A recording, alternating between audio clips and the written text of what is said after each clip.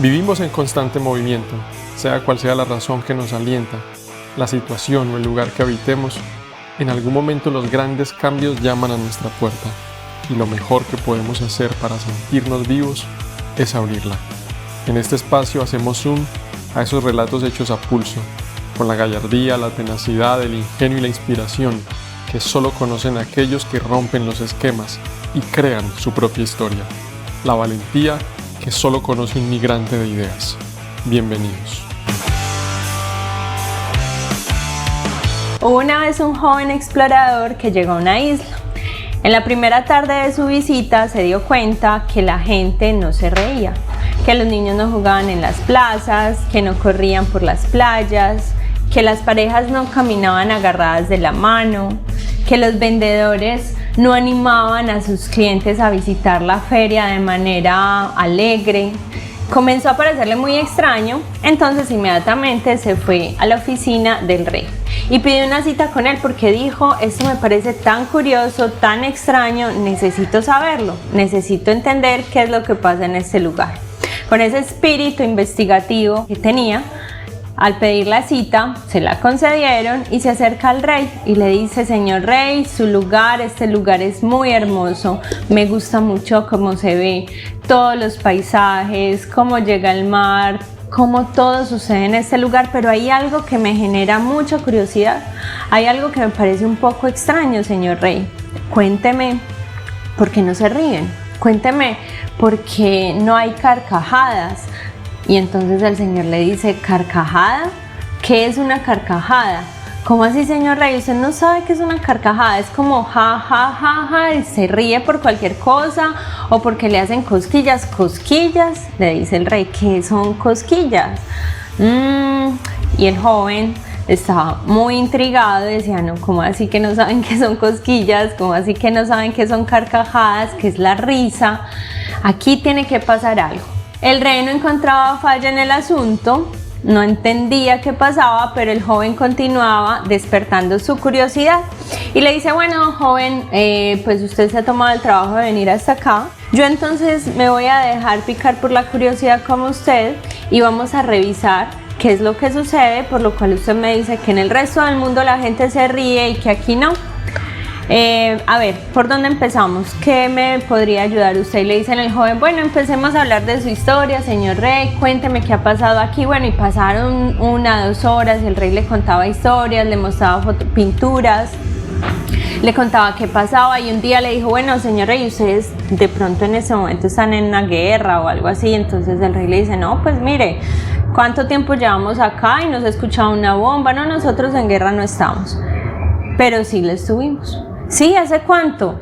Le voy a contar exactamente que tuvimos una guerra hace 103 días con 3 horas y 24 minutos.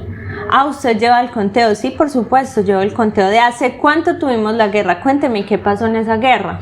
Y empieza el rey a contarle todo, ya en 1 hora hablando de la guerra y le dice: ¿pero quién ganó? Le pregunta el joven al rey. Y el rey le dice con mucho enojo: pues ganaron los de la isla vecina. Ellos fueron los que ganaron. Y le dice: pero usted lo presenció. Y le dijo: no, joven, pues por supuesto que yo no lo presencié, lo presenciaron mis antepasados, pero nosotros en venganza, porque ellos nos ganaron, tenemos una tradición muy importante en este lugar.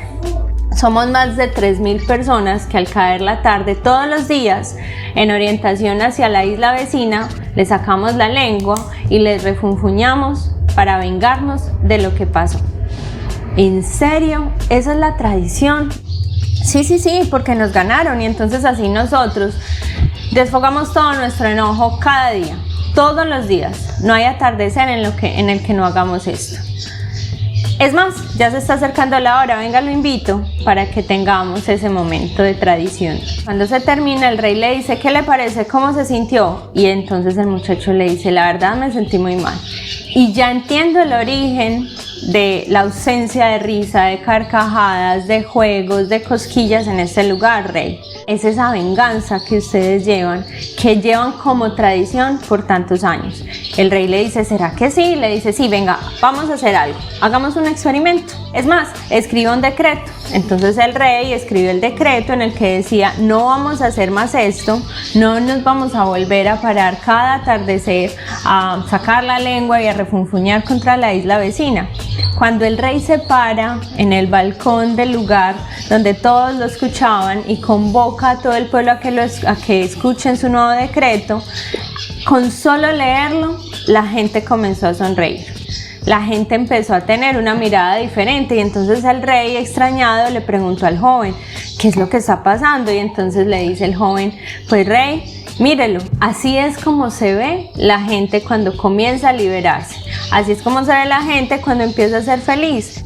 Y entonces el rey entendió que era una risa, que era una carcajada, que era un lugar más feliz, fruto de haber sido liberados de esa venganza que cargaron por muchos años sin entenderlo y sin conocerlo.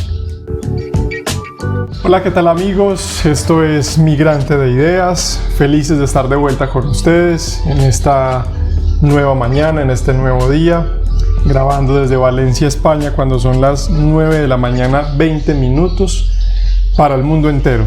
Donde quiera que usted esté y nos escuche en esta hora, le deseamos lo mejor de lo mejor y de antemano gracias por estar conectado con nosotros a través de este medio, a través de estas ondas que tanto transmiten. Impactante historia, me encantó, me fascinó porque me hizo recordar la importancia de la risa. La risa es como el lenguaje del espíritu, diría yo. Es el lenguaje que nos comunica con lo intangible, con la magia. Quien no se ríe no puede ser un mago.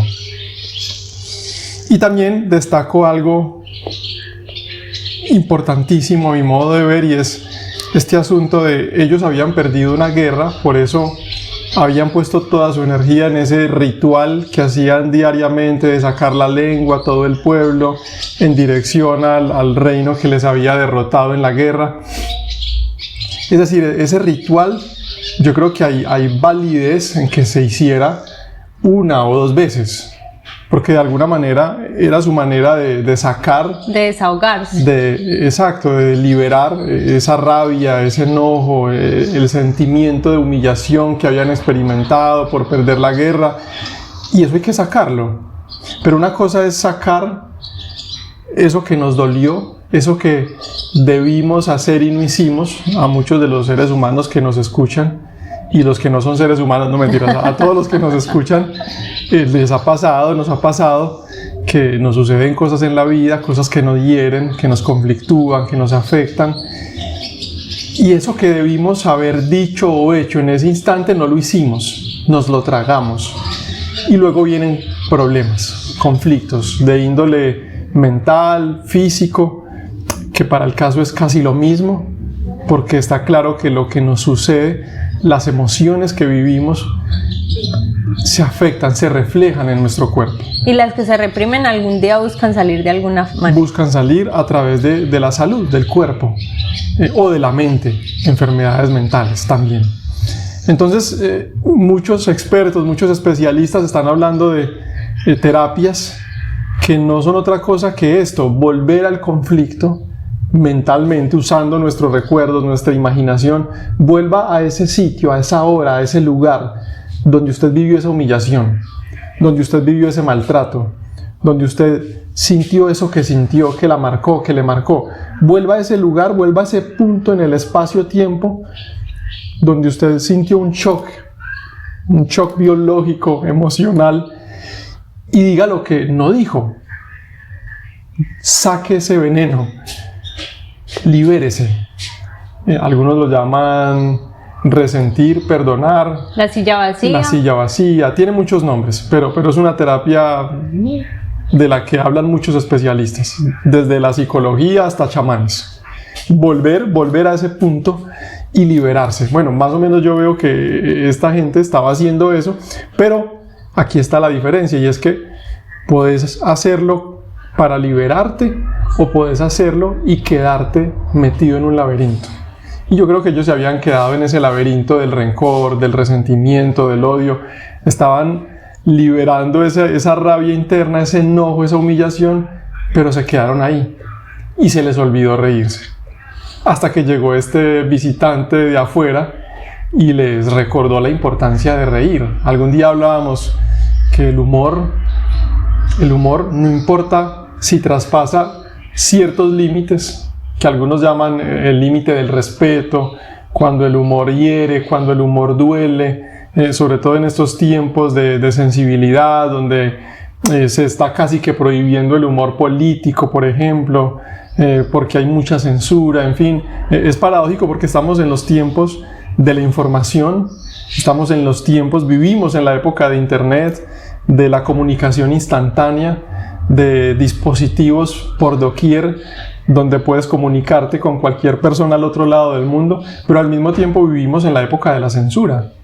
Y el humor no es la excepción, está siendo censurado, cada vez es más difícil reírnos, y por eso reírse hoy es un desafío, es un acto de rebeldía, es un acto de valentía para consigo mismo, volvernos a reír de lo que pasa, de lo que sucede.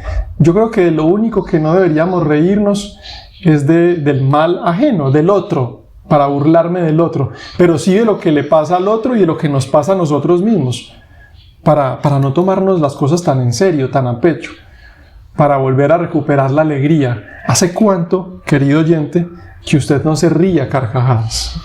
Piense por un momento, ¿hace cuánto o cuándo fue la última vez que usted se rió con ganas, hasta quedar cansado? Me encanta la reflexión que haces al respecto. Este fue un cuento que nos encontramos en un libro de los niños. Se llama El País sin Risa y el autor se llama Manuel Alonso Alcalde. Tiene una frase muy, muy bonita que dice: como la mejor de las medicinas, cuando uno se ríe con ganas, el mundo se vuelve más luminoso de repente, los colores más vivos y la gente más guapa. Y efectivamente, con esto que hablamos, queremos darle la entrada a nuestro capítulo de hoy, y que es el mapa interno, porque es tan importante el autoconocimiento. Y vamos a hablar un poco de qué va eso. A veces llevas hábitos que están opacando tu corazón, que están opacando la posibilidad de vivir diferente lo que eres, y ni siquiera te has dado cuenta. Y no se trata pues tampoco de estar buscando cosas donde de pronto no las hay, o de pronto de estar todo el tiempo cuestionándonos por qué tal cosa, por qué tal otra, un sinsentido. O como lo mencionabas incluso ahora, que decías que a veces cuando entramos en ciertos procesos de la vida nos sumergimos y nos ahogamos con ese mismo flujo de información que llega. El autoconocimiento es un proceso muy importante, o es un plus que le damos a nuestra vida, porque es la capacidad de observarnos y de comprender quiénes somos realmente, qué sentimos, por qué creencias son las que guían nuestras decisiones. Hace poco estábamos escuchando una conferencia y el conferencista decía que las creencias se vuelven casi que unas leyes internas, y hay como un compendio de creencias que son las que rigen nuestra vida, y muchas veces pasan los años, no hemos renovado ese compendio o no nos hemos dado cuenta que con todo lo que hemos vivido podemos renovar ese compendio de normas internas, y actuamos en piloto automático, en modo avión. O sea, actuamos y no nos damos cuenta por qué estamos reaccionando. Cuando nosotros tomamos el camino del autoconocimiento, que hay una frase por ahí que dice: el camino es hacia adentro, nos empezamos a dar cuenta cuáles son los patrones que estamos recibiendo, repitiendo. Te la digo textual: el que mira hacia afuera sueña, el que mira hacia adentro despierta. Es que es una frase que me gusta mucho, de Carl Jung, del gran Carl Jung. El que mira hacia adentro despierta. Mira que en este cuento que nos compartiste, esta persona que se da cuenta que nadie se ríe, de lo cual surgió la solución, pero para darse cuenta él tuvo que ser un muy buen observador. Y a eso estamos casi que llamados en este tiempo, a ser muy buenos observadores, sobre todo de nosotros mismos. ¿Qué es lo que nos molesta? ¿Qué es aquello que nos hace sentir bien? No siempre el camino es voy a hacer esto, el criterio no siempre es ser feliz, es decir, voy a hacer esto porque esto es lo que me hace feliz.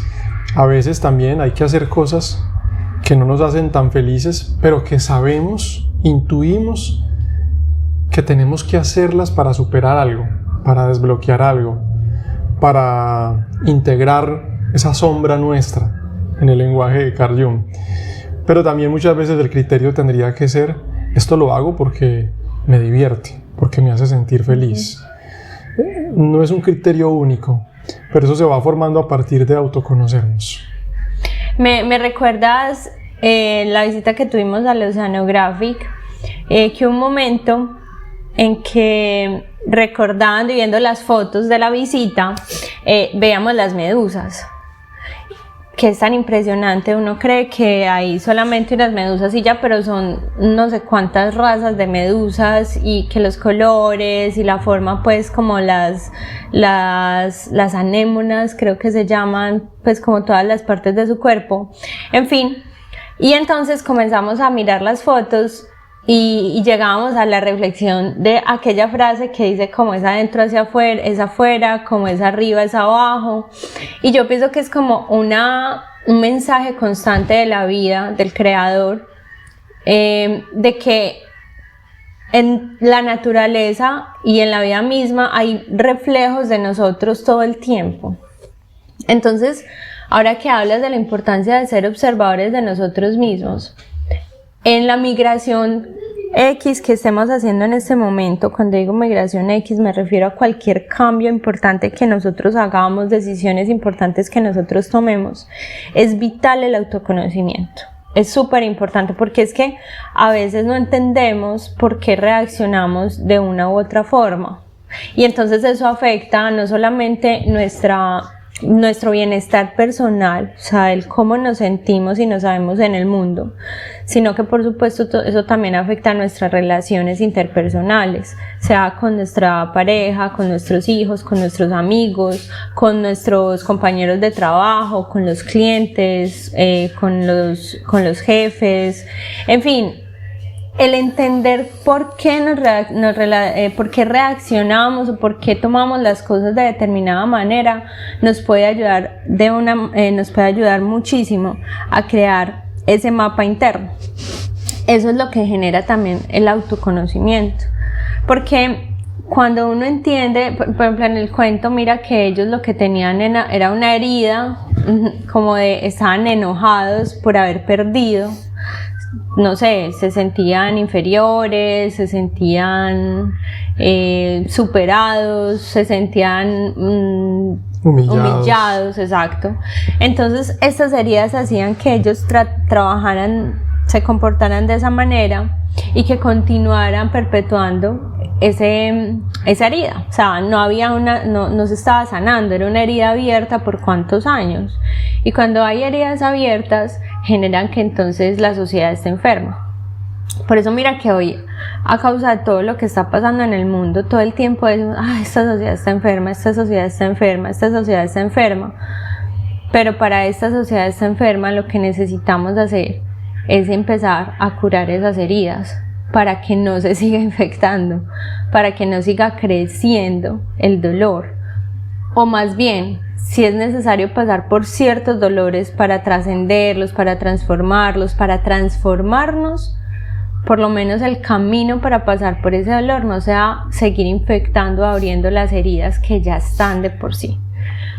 Para eso pues es importante el conocernos, el observarnos, el darnos tiempo a nosotros mismos. Eso abarca desde cómo estoy creando hábitos en el día a día, hasta qué estoy consumiendo, qué estoy comiendo, a qué horas me estoy acostando a dormir, qué estoy consumiendo en redes sociales, que es pues como el medio que más consumimos hoy en día.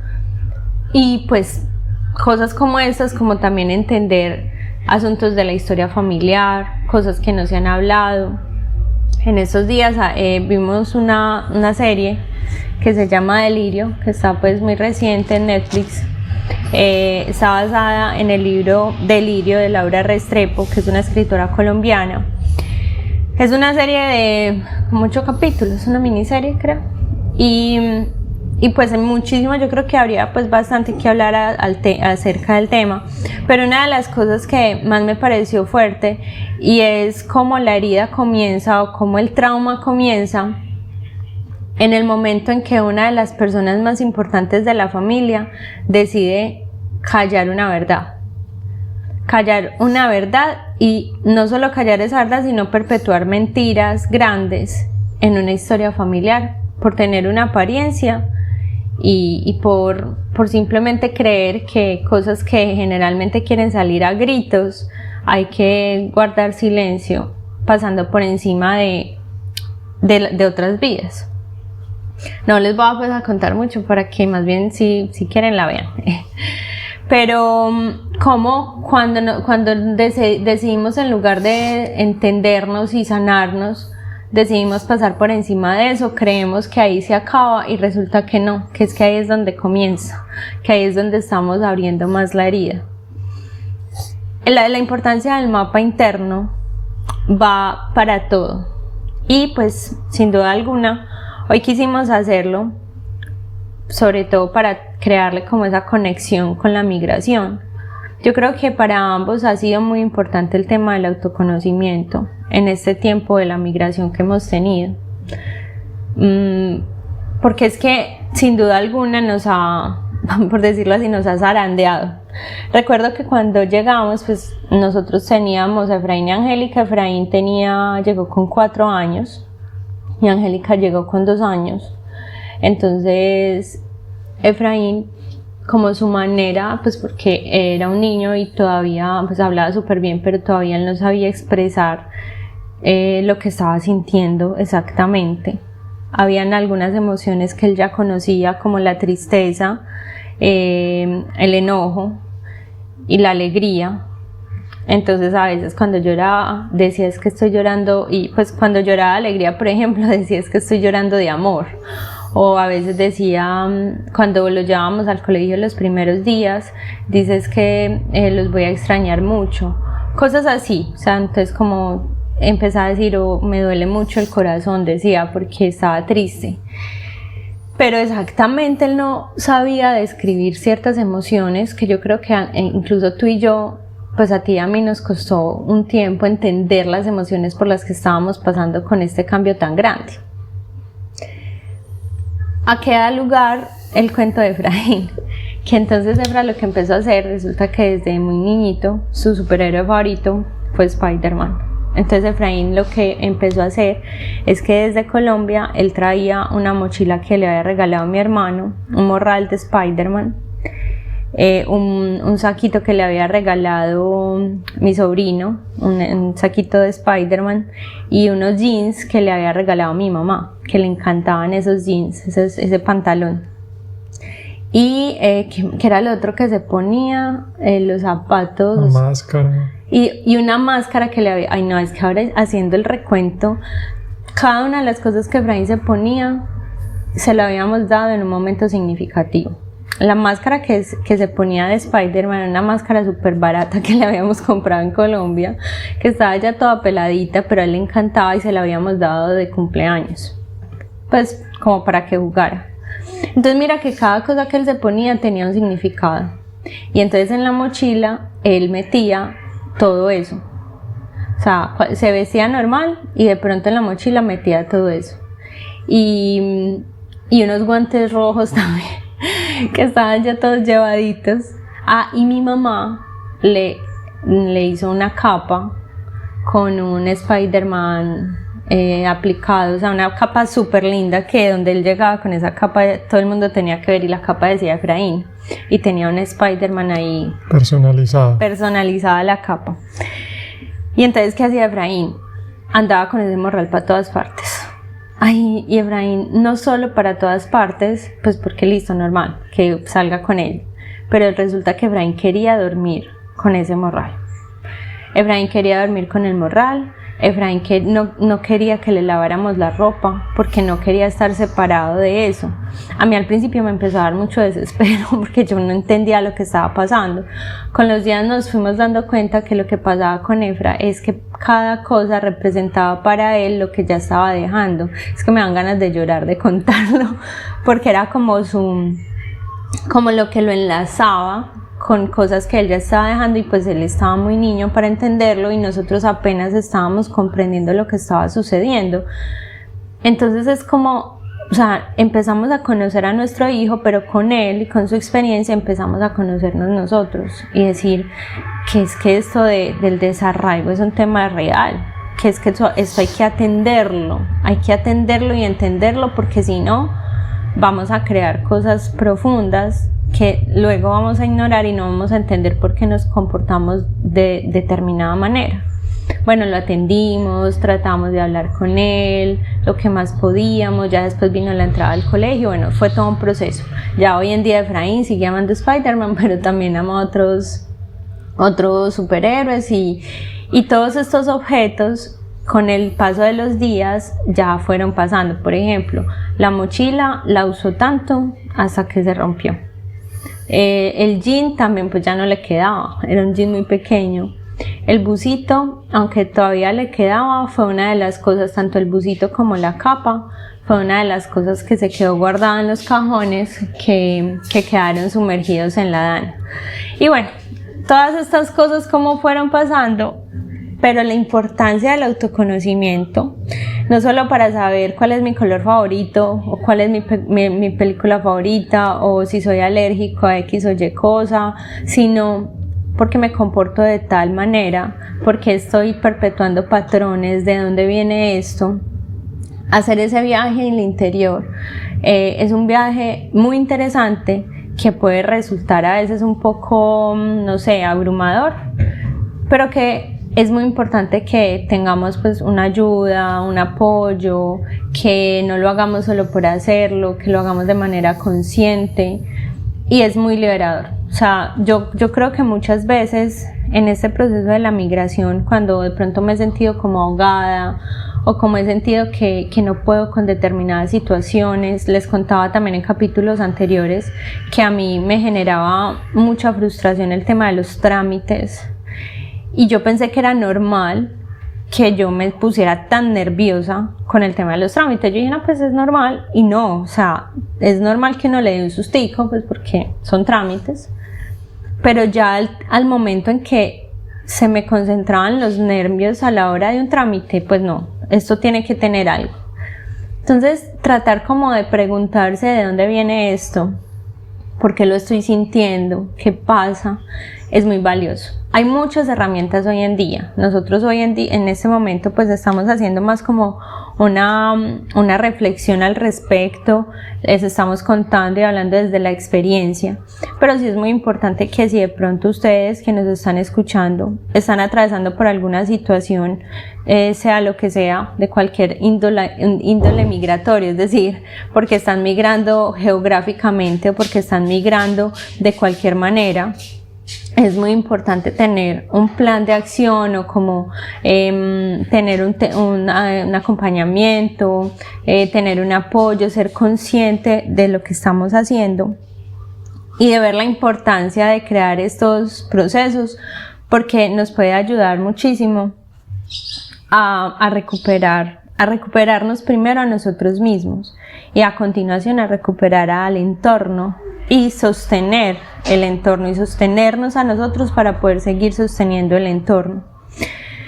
¿Qué pasa con la migración? Resulta que cuando nosotros tomamos la decisión de migrar, muchas veces, de hecho hace poco alguien me decía como vení, pero en ese podcast ¿de qué hablan? ¿Comparten temas de interés como direcciones o como qué trámites hay que hacer para poder migrar o los cambios en las leyes migratorias? O sea, temas como más de forma? Yo le decía a esa persona, a veces mencionamos una que otra cosa de estas, pero la verdad es que el insumo más grande que nosotros queremos brindar en este espacio es como más de índole mental y emocional, porque muchas veces Todo el tema de los trámites, de las guías, del paso a paso, del uno a uno, de cómo hacer tal cosa, eso es supremamente importante.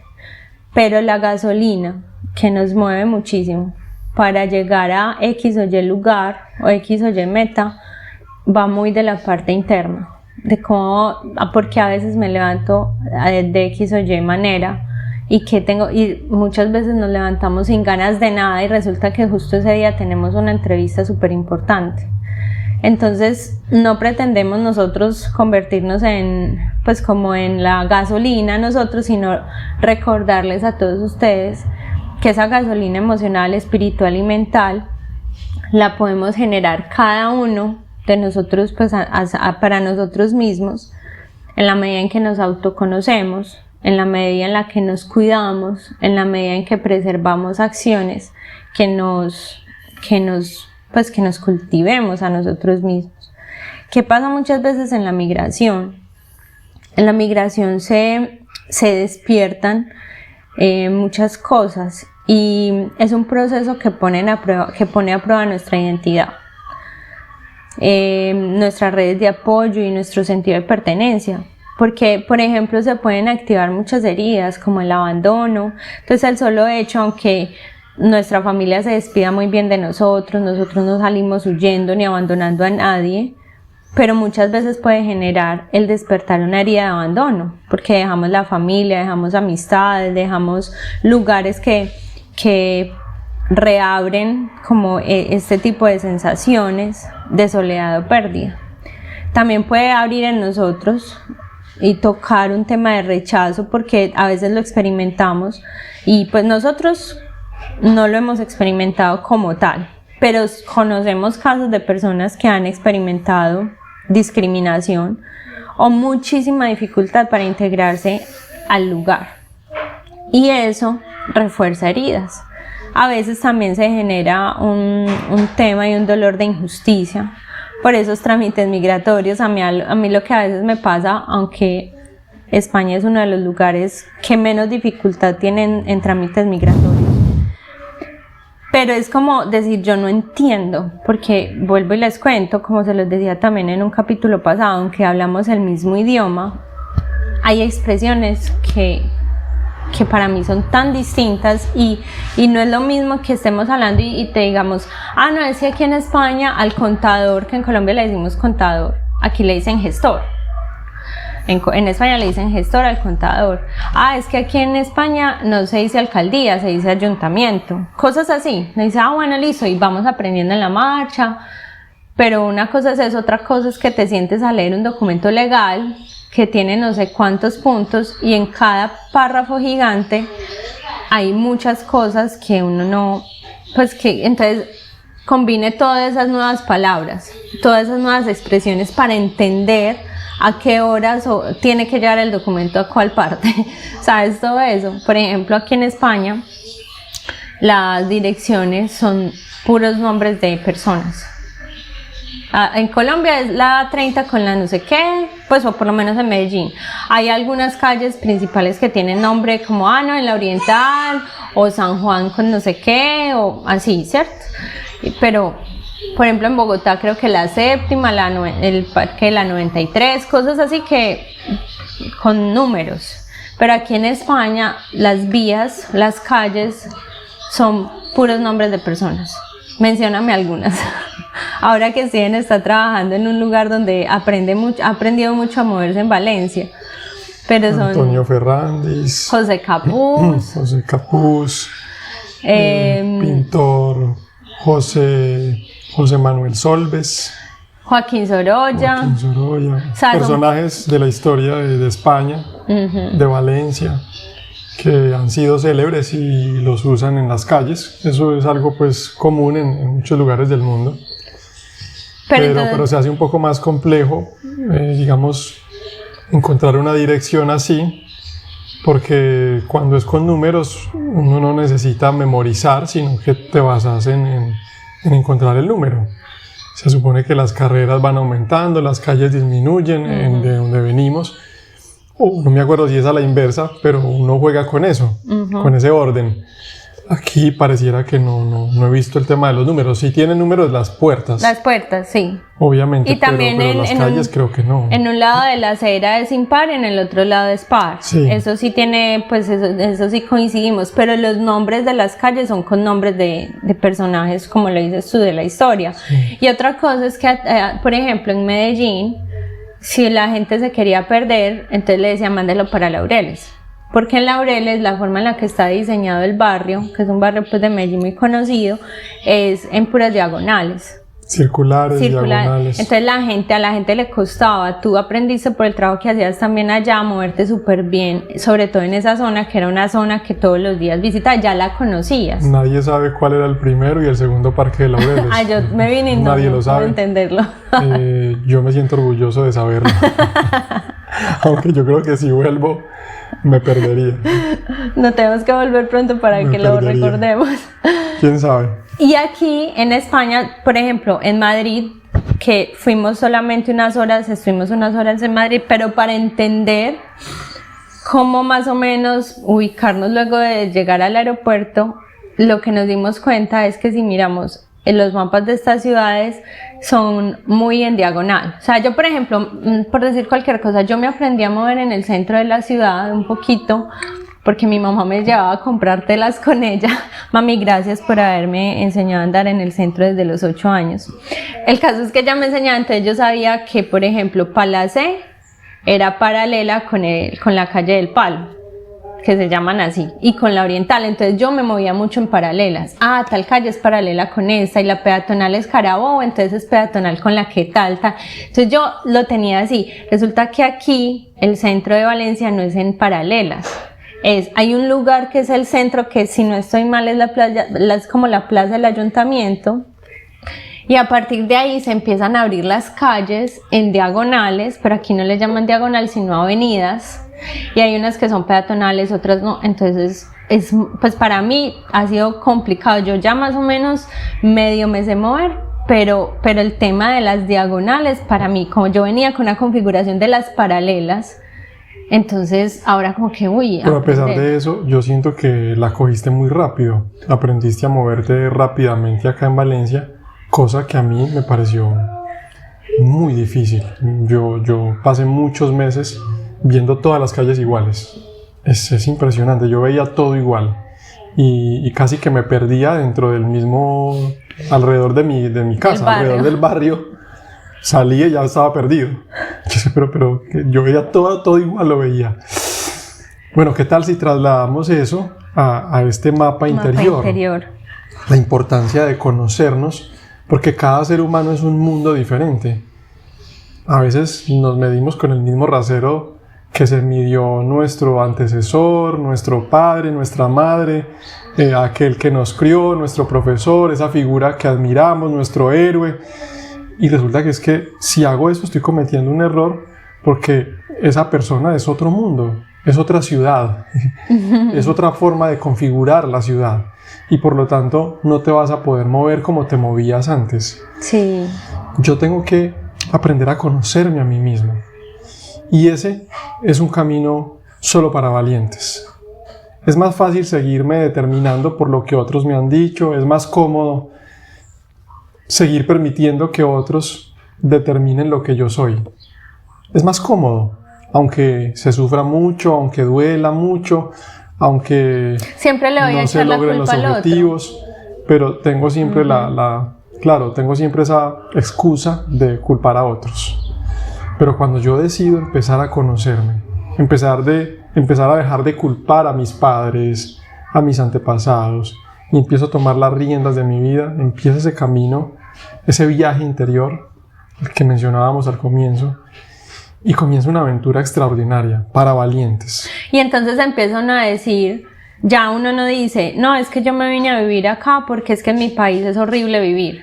Ya uno no dice eso, uno dice, tomamos la decisión de venirnos a este lugar para vivir algo diferente, y comenzamos a entender que donde vinimos las cosas son distintas, ni mejores ni peores, pero son diferentes. Bueno, es que nunca lo contemplamos. No, pero estoy hablando de en general, sí, ¿cierto? En general. Porque... Pero en nuestro caso, a nosotros nunca se nos pasó por la cabeza, estamos huyendo de tal cosa. estamos huyendo de X situación. No, vinimos a buscar esto. Siempre esa fue como nuestra idea. Vinimos a buscar, en nuestro caso personal, vinimos a buscar aventuras. Vinimos a buscar una nueva manera de ver el mundo. Ahora bien, también es muy respetable la opción de vivir huyendo. Huir es otro camino, es otra salida. Y entiendo que mucha gente emigre por huir de algo, de alguna circunstancia, de personas, de una situación social extrema. Es muy válido y a mucha gente le toca vivir así. A todos nos ha tocado huir. Huir es una salida. El asunto es cuando el huir se nos convierte en el día a día. Yo creo que es como este asunto del miedo. El miedo siempre lo hemos satanizado, lo hemos estigmatizado como algo dañino. No podemos sentir miedo. A lo único que hay que tenerle miedo es al miedo mismo. He escuchado ese tipo de frases y son sonoras, son bonitas, son impactantes. Pero yo creo que no es tan así. El miedo hace parte de nuestra configuración humana. Es importante, es una herramienta que nos puede salvar la vida. El problema es cuando el miedo se nos vuelve el estilo de vida. El problema es cuando todo lo hago por miedo. Exacto. Bueno, que se vuelva como en la dirección que las tengo total. Que hacer por miedo. Es decir, te pongo un ejemplo práctico. Vienen ahí, te van a atracar.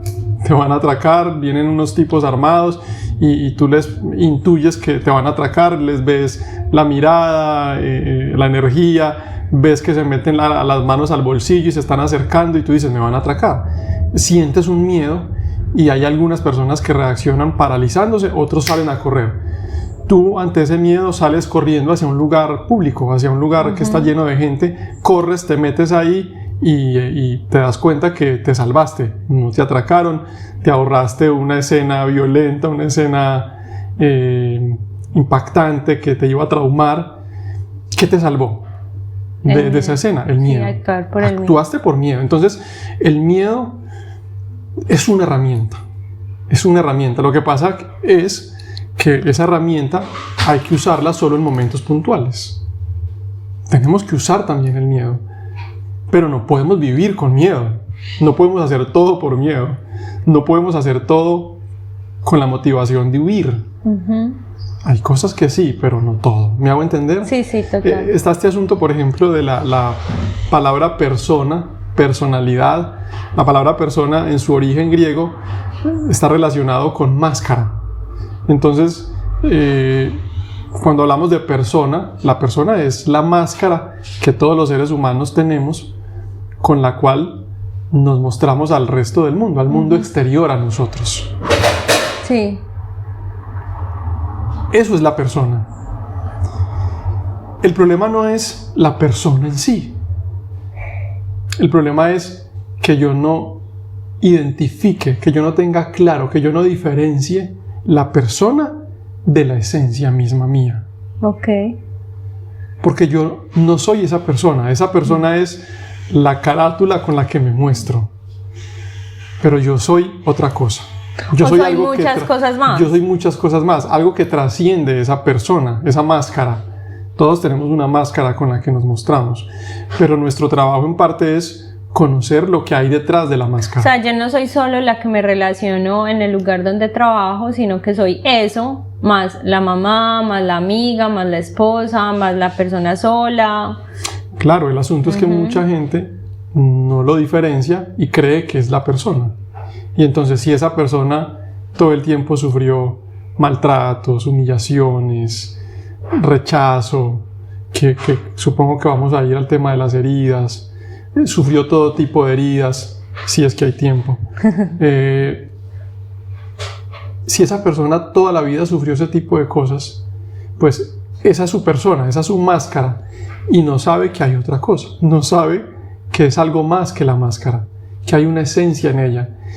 Y si la descubriera a través de este camino del autoconocernos, quizás ya no se dejaría determinar por lo que otros le han dicho, por lo que ha vivido, por las experiencias. Por supuesto que todo suma y todo va fortaleciendo esa esencia, pero somos algo que trasciende la máscara, la persona.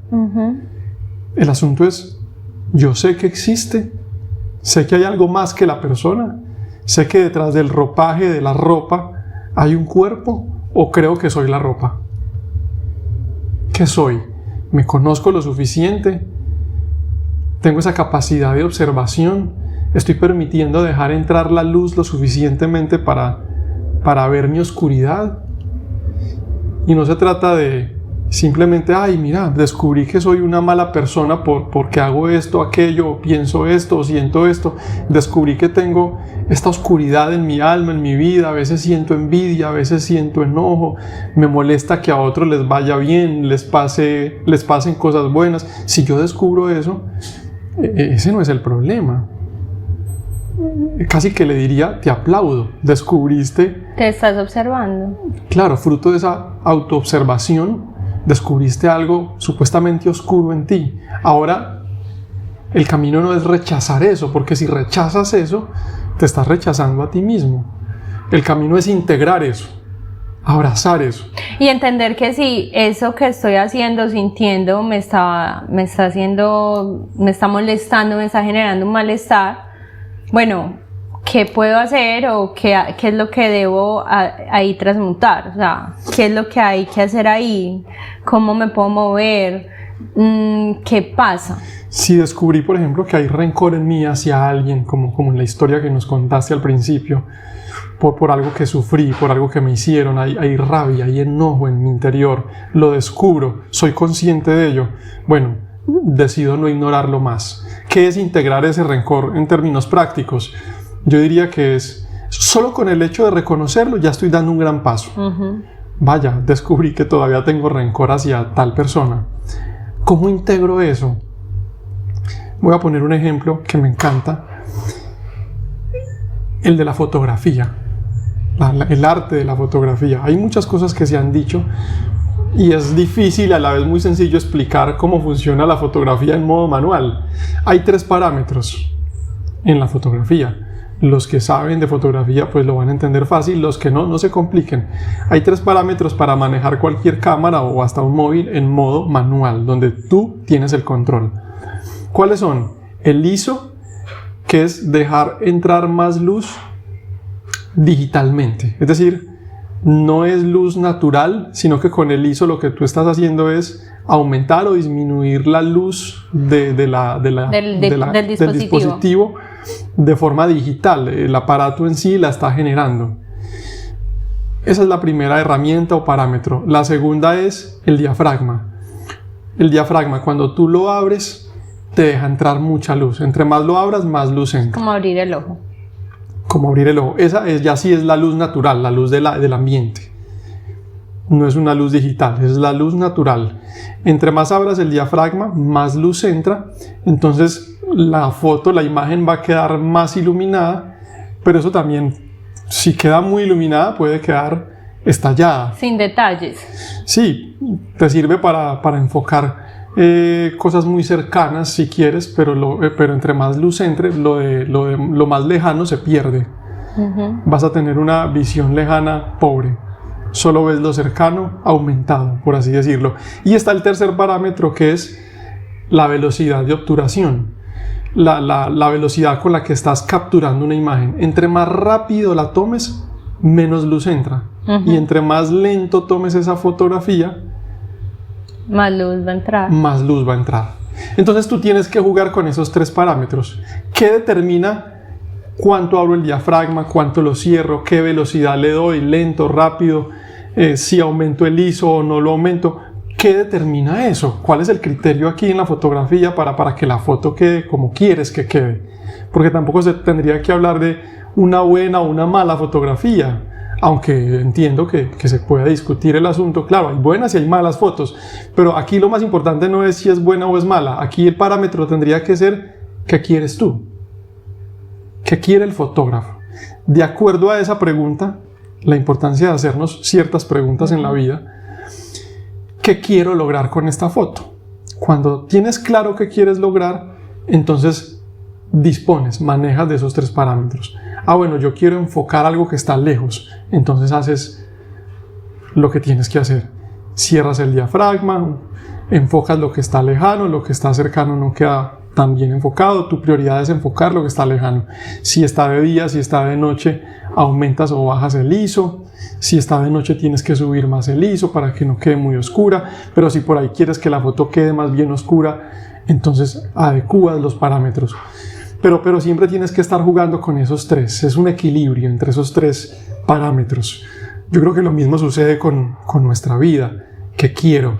Y de acuerdo a eso que quiero, conmigo mismo, en este viaje de autoexploración, autoconocernos, jugar con esos parámetros para conseguir ese equilibrio.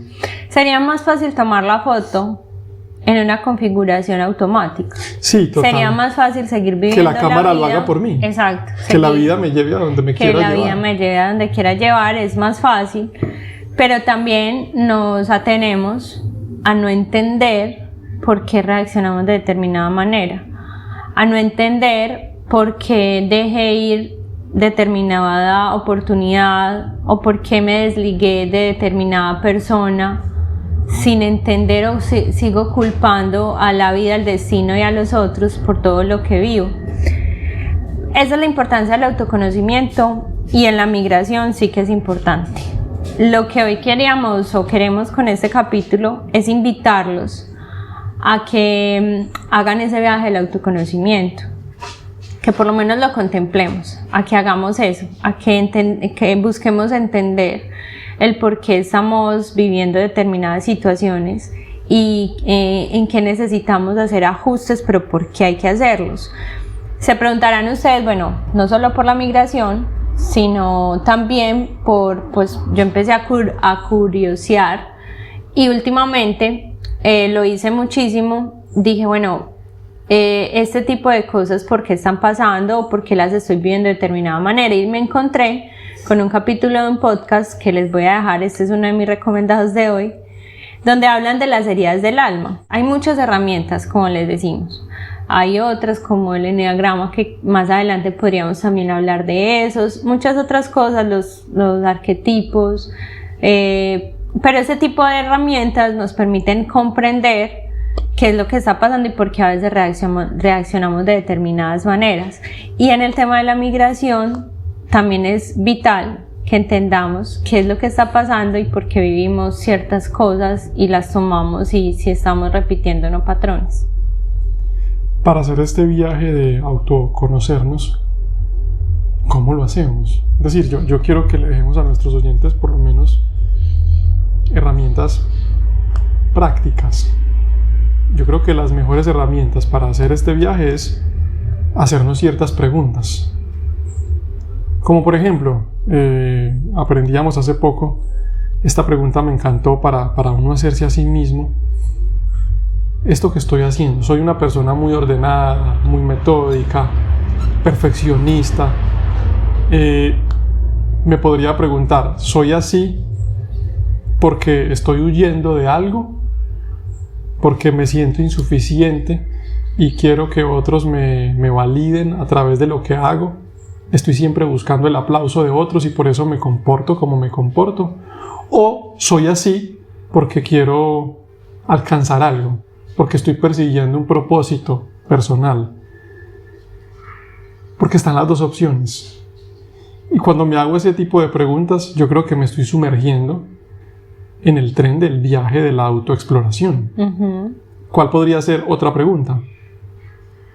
Hacerlo, por ejemplo, si lo estoy haciendo para complacer a otros o para crecer, que es muy parecido si estoy persiguiendo el propósito. Otra pregunta, por ejemplo, puede ser preguntarme la intención. ¿Estoy haciendo esto para dañar? ¿O estoy haciendo esto porque en verdad está sumando? Puede ser otra. Y si vamos, por ejemplo, ya a estrategias, que pues también las he mencionado en algunos momentos de mi parte, el diario de escritura es súper útil. El diario de escritura le ayuda mucho a uno a entender, primero a descargar emociones y sensaciones. Pero también cuando escribes, por ejemplo, no sé, un mes, Y al mes vuelves y lees, empiezas a observarte y decir, ay, tal día estaba sintiendo eso y coincide con esta situación, o sea que yo estoy reaccionando de determinada manera ante tal cosa. Eso ayuda muchísimo al autoconocimiento. El diario de escritura es súper importante. Pues la verdad lo he sentido y lo he experimentado. Sí, una herramienta muy valiosa. Escribir, meditar. La meditación. Es decir, tratar de estar... acallar la mente, no para dejar de pensar, sino precisamente para observar cuáles son los pensamientos más recurrentes en nuestra mente. ¿Qué es aquello que me agobia y que quizás no me había parado a observar? Cuando meditamos, lo que tratamos de hacer es, o lo que deberíamos, pienso yo, es observarnos, observar qué es lo que nuestra mente piensa constantemente, qué es lo que nos está poniendo en esa frecuencia de la ansiedad. ¿Qué es eso que ansío tanto? ¿Qué es eso que la mente me está diciendo que debo alcanzar, por lo cual sufro? Cuando quizás si hago la reflexión, si me detengo a pensar, o más que a pensar, a meditar, que es a reflexionar profundamente, no solo con la mente, sino con todo mi ser, eso que la mente me dice que debo buscar, quizás ya lo tengo, está dentro de mí.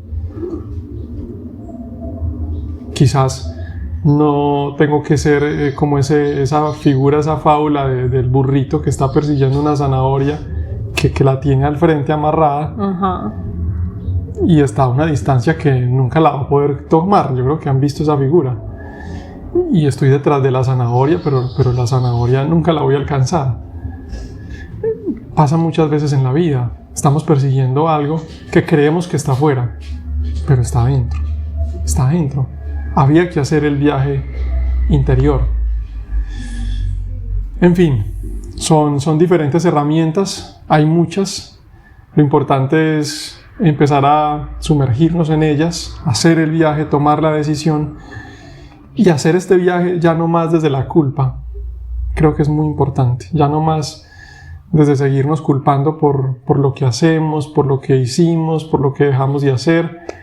Porque, insisto, hemos sido muy atormentados desde el parámetro, desde el paradigma de la religión, por la culpa, el pecado, esto es malo, esto es bueno, cuando en realidad vinimos aquí fue a eso, nos encarnamos para experimentar, para aprender, para vivir, para sentir, para equivocarnos. Entonces, si algo tendríamos que eliminar es la culpa. Ser buenas personas, pensar en el bien del otro, pensar en nuestro propio bien, no implica sentirnos culpables por lo que hagamos. Así es, entendiendo que en esos días hablábamos de que la frase aquella de buenas intenciones está hecho el camino al infierno, ahí por ahí.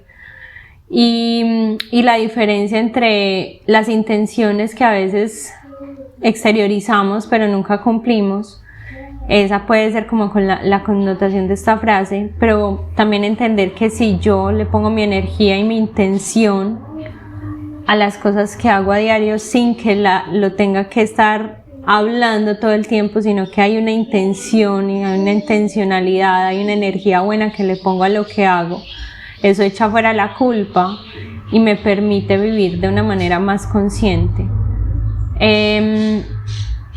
Hacer ese mapa interno es tan importante para que nos ayude a entendernos y poder continuar, para poder ser menos reactivos en cuestiones de la vida y ser un poco más conscientes de todo lo que estamos viviendo y continuar pues teniendo los ojos, la mirada clara para poder entender la señal que nos está dando la brújula y seguir caminando la vida. Entonces, bueno, queríamos compartirles este tema tan interesante el día de hoy, haciéndoles la invitación a crear ese mapa interno, que pueden haber muchos modelos en los medios de comunicación, en los libros, en muchas partes, y no significa que sean malos. Pero el mapa interno más valioso es el que cada uno genera de sí mismo. Y ese es el mejor de los experimentos que podemos decidir tomar. Una invitación a eso. Y muchas gracias otra vez por acompañarnos en este día. Nos podemos encontrar la próxima semana. ¿Yo qué digo? Adiós. No, bye bye. Bye bye. Bye bye. Dale like, suscríbete y dale a la campanita. Y comenta y comparte con tus amigos. Y Bye bye. adiós, bye bye.